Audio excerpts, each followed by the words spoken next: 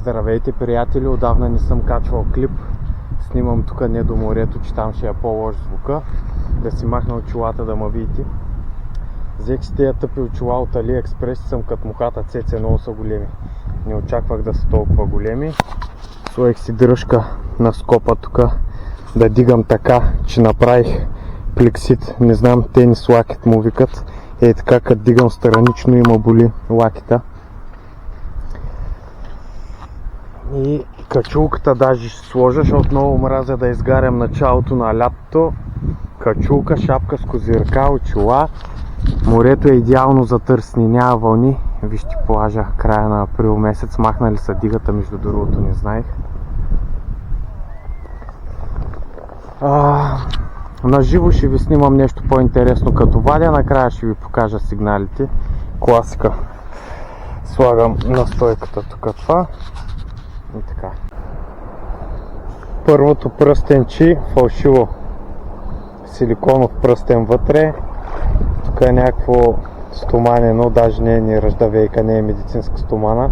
40 и нещо го даваше хекстерата, мислих, че е кенче.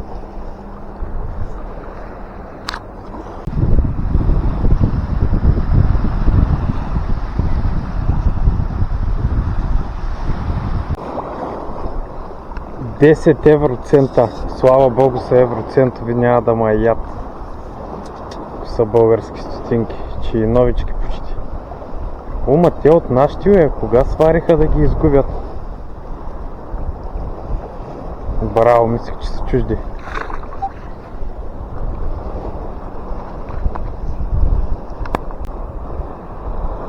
Айде 20 стотинки, сега кой ще ги правя?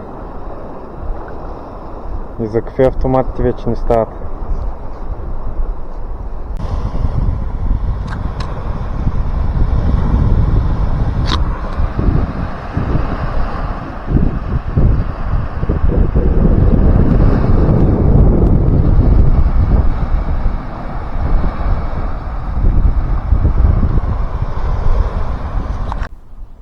Ето ги сигналите от днеска, много малко.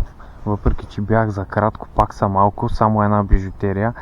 Скоро не бях вадил бижутерия, ама той да ни я бях вадил и да я бях вадил се тая. От този тип, 2 по 20 стотинки, 10 евроцента. Интересното, че са от нашите. Приехме го след нова година, пак април месец го намирам вътре в морето. Кога свари да попадна там, не знам. Това са всичките.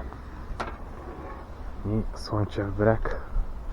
Още няма хора, ама другия месец вече сигурно ще има доста.